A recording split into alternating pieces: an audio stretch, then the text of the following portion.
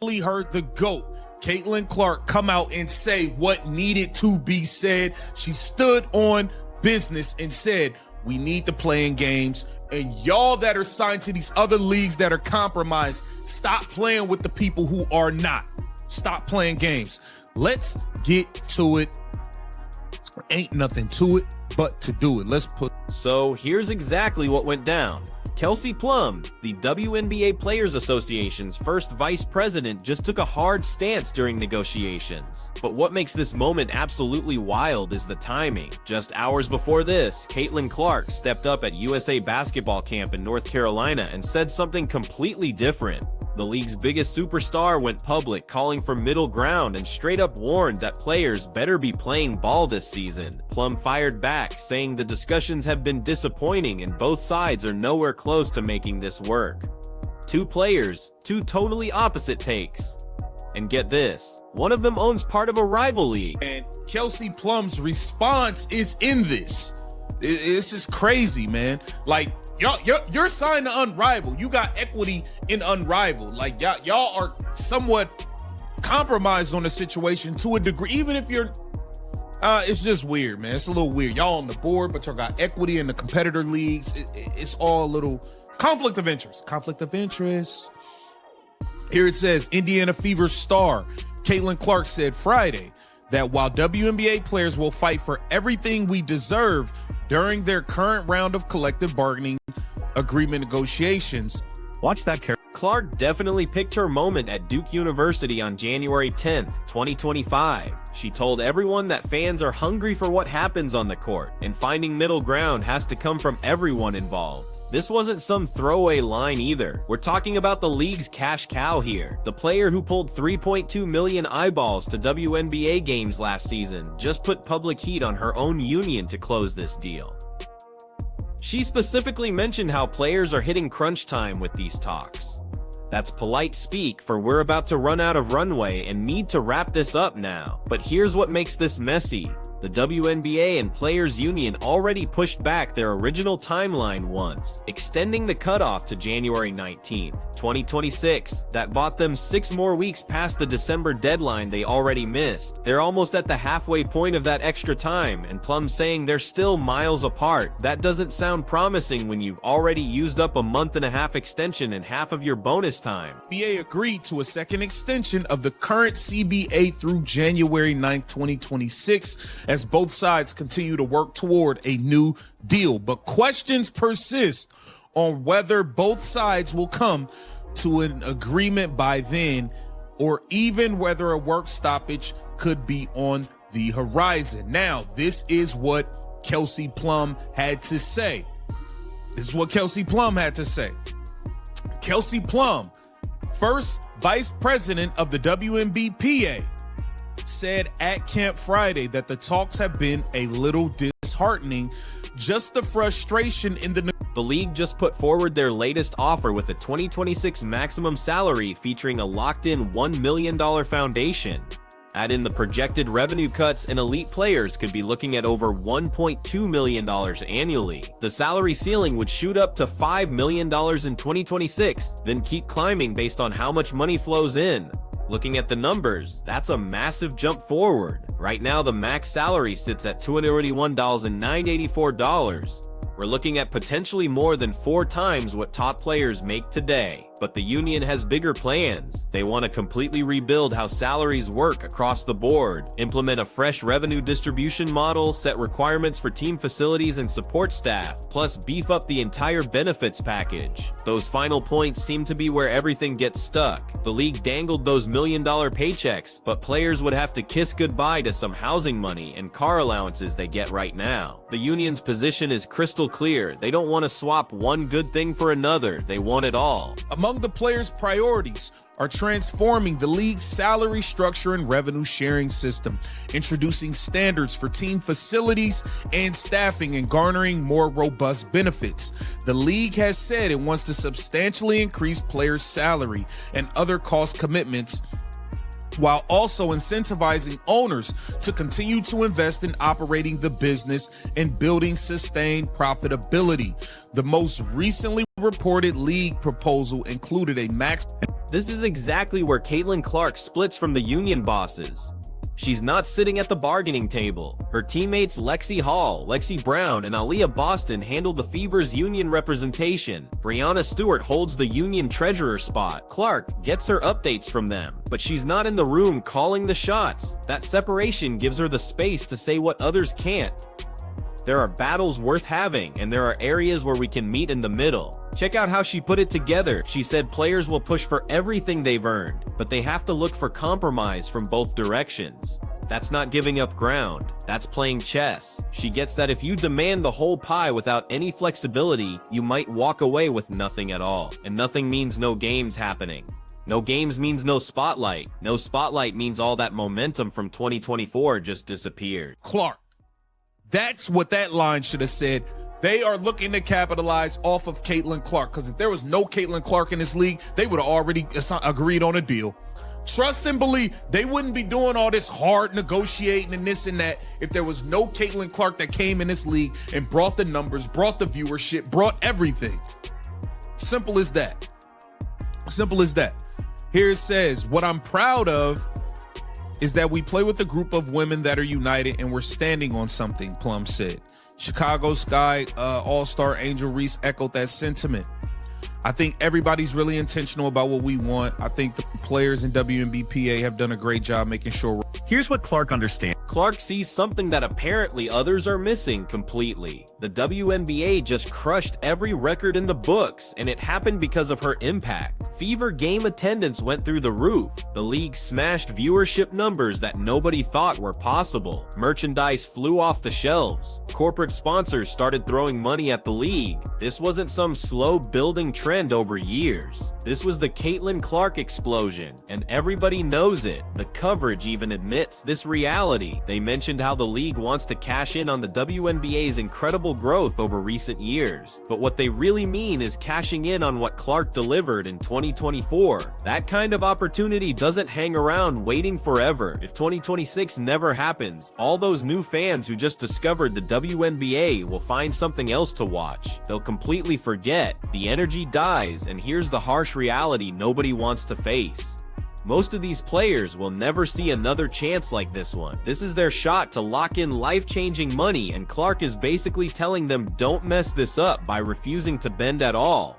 But Kelsey Plum isn't buying any of it. She made it clear that players are locked in on their principle. Angel Reese backed her up, saying everyone's completely focused on their goals and all the players are sticking together. That's textbook union speak. That's the kind of messaging you hear when people are digging in for war. You hear right before a strike. The 2024 #1 pick in women's basketball sensation has called this the biggest moment the WNBA has seen, making it all the more important that we find a way to play this next season. A work stoppage could emerge if the owners opt to lock out the players or the players opt to strike. I think there are different things that we can find ways to say no. We certainly deserve that, and we're not going to compromise on that. And there are other things we can probably compromise on. You want to understand both sides and be respectful of both sides, but at the end of the day, come to a compromise. Caitlin Clark is the mature one in this situation. Now let's talk about the massive elephant stomping around this room. Kelsey Plum helped create Unrivaled, that 3-on-3 league starting up in Miami this month. She owns a piece of that league. She's got a multi-million-dollar contract with Unrivaled. She literally sits on their board making decisions. So when WNBA talks keep dragging out and the chance of no 2026 season starts looking real, what's the backup plan? Players need somewhere to compete, and wouldn't you know it, Unrivaled is sitting right there, ready to go.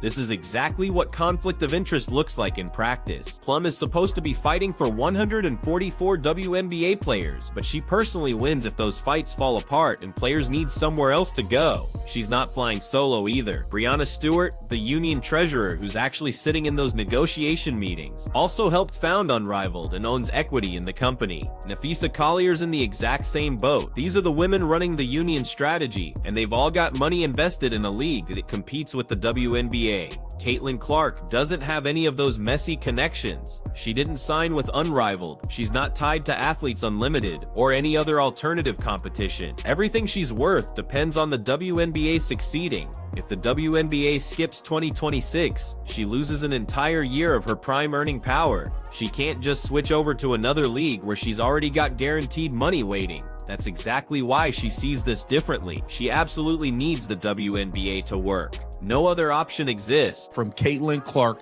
at this point in time. Get down in the comments and let me know what you think. This is Keep the Vision. Make sure you like, comment, subscribe, and share the channel. So this is where everything stands right now. The hard deadline hits January 19th, 2026. That's still a year out, but deals need to get finished way before that date to give teams time to get ready for the season. Training camps usually fire up in April. Free agency happens in February. If there's no agreement by the end of January or beginning of February 2026, the whole season goes up in smoke. And right now, according to the union's own leaders, both sides are still nowhere close to making this work. Caitlin Clark is out there publicly pushing for give and take. She's saying this is the most important moment the WNBA has ever faced, and it's absolutely critical that they figure out how to play next season. She's being realistic about the fact that owners might lock players out or players might go on strike, and she's trying to stop that disaster from happening. She's being the grown-up when everyone else is acting like kids. Kelsey Plum is doing the complete opposite. She keeps hammering home how disappointing these negotiations have been and how far apart everyone remains. She's getting players fired up around the idea that they're unified and taking a stand. That sounds like getting ready for battle, not getting ready to make a deal. And when you're trying to negotiate, what you say in public absolutely matters. When the union's top leadership goes on record saying talks are disappointing and sides are far apart, that doesn't make the league want to give more ground. That's drawing your battle lines. The big question becomes whose game plan actually helps players more. Clark's style of putting public pressure on for compromise, admitting that everyone needs to give something up, or Plum's style of public unity and refusing to back down on any demands. The answer probably depends on which type of player you happen to be. If you're a star with other places to go, Plum's strategy makes perfect sense. Drag these negotiations out, demand absolutely everything, and if it all falls apart, you've got Unrivaled or international leagues ready to pay you. You're not really losing anything. But if you're a role player making $80,000 a year with no other league trying to sign you, Clark's strategy is what keeps you alive. You absolutely need the WNBA season to happen. You need that paycheck coming in. You can't survive a work stoppage. That's the split that's becoming obvious. It's not just Clark against Plum, it's stars with backup plans against players who need the league to keep existing. And the uncomfortable truth is that the players with the most power in negotiations are also the players with the least to lose if negotiations completely blow up. Meanwhile, the players with everything on the line don't get any say in what happens. Think about how twisted these incentives are. Plum, Stewart, and Collier are negotiating for maximum salary jumps and benefits. If they win, fantastic, they get million-dollar contracts and keep all their extra. If they lose and there's no season, they still have Unrivaled cutting them checks. They're covered either way. But the 100 other players who didn't found alternative leagues aren't covered at all. They're betting everything on the WN, and their union leadership is taking negotiating positions that could kill the entire season. Caitlin Clark sees this mess clearly. That's why she's speaking up now. She said players need to show respect for both sides and find middle ground. She specifically talked about how there are different things where they can find ways to say absolutely not, we definitely deserve this, and we won't compromise. But there are also other areas where they can probably give some ground. That's smart strategic thinking. That's understanding that not every single fight is worth dying for.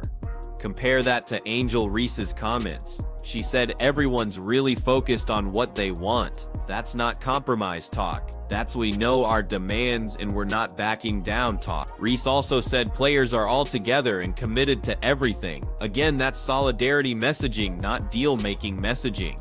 The league, meanwhile, is trying to solve an impossible puzzle. They want to dramatically boost player salaries and benefit costs while also keeping owners happy enough to keep investing money in teams and building toward actual profitability. Translation, they want to pay players way more without losing money or freaking out the owners who are currently eating losses every year. Here's the brutal reality of WNBA money. The league has never actually made a profit. It's been propped up by NBA money for its entire existence. Recent growth has been incredible, but it's not clear that growth equals profitability yet. Attendance is climbing, TV ratings are climbing, but operating costs are climbing too. Teams are spending on chartered flights, upgraded facilities, bigger staffs. All of that costs serious money. The league's offer of $1 million max contracts is already pretty aggressive, given the current revenue reality.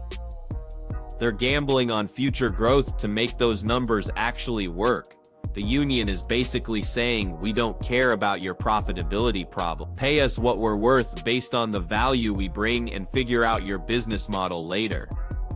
That makes sense philosophically. Players absolutely do create the value. Without them, there's no product to sell. But it's also dangerous practically. If you demand so much that owners decide it's not worth the headache, the league shrinks or dies, and then nobody gets paid anything. Caitlin Clark is trying to inject some real-world thinking into this mess. She's saying yes, they deserve more money, but they also need to be realistic about what's actually possible right now. Get the season played, prove the growth can last, and then negotiate from an even stronger position when the next deal comes up. Don't risk destroying the golden goose when it's just starting to lay golden eggs. But she's not in the negotiating room. The people in the negotiating room have different motivations, and that's what makes this situation so dangerous. The union leadership is playing hardball because they can afford to, since they have backup plans already locked in.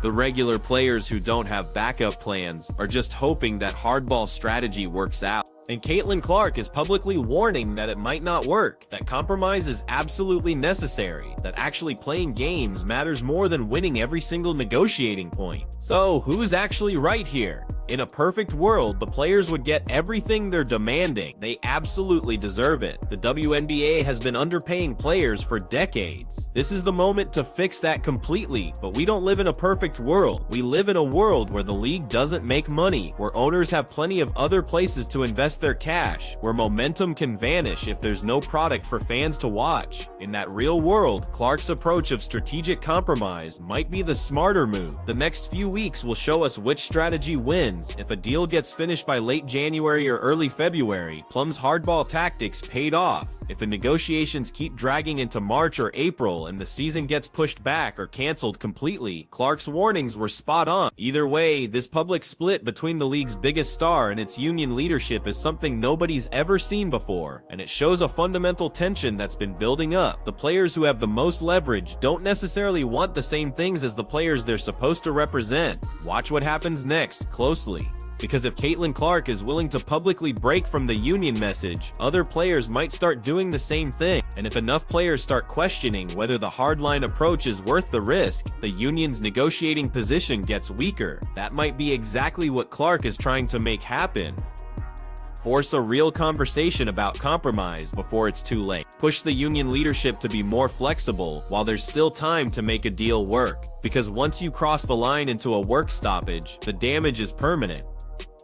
Trust breaks down, fans lose interest, sponsors get nervous, and the opportunity that 2024 created might disappear forever. That's what's really at stake here. Not just salaries and benefits for 2026, but the entire future direction of the league. Whether the WNBA takes advantage of this moment or wastes it completely, whether players get generational wealth or just another small bump up, whether the league finally becomes sustainable or stays dependent on NBA charity forever, Caitlin Clark gets all of this. She's trying to make sure everyone else understands it too. The question is whether anyone's actually listening to what she's saying.